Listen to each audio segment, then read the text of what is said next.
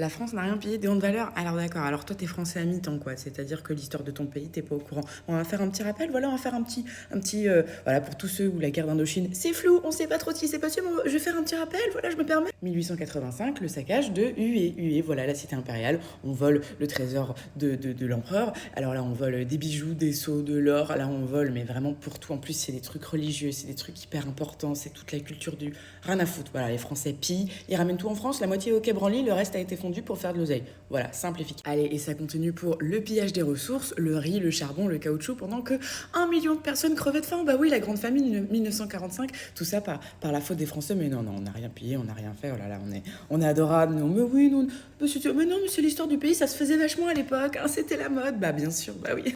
Sans parler évidemment des objets de manuscrits, voilà, toutes les œuvres vietnamiennes, l'art vietnamien qui a été aussi pillé et puis vendu aux enchères en France, hein, même encore aujourd'hui, hein, plein de choses qui sont été totalement volées au Vietnam se vendent même aujourd'hui aux enchères. Au calme, au calme.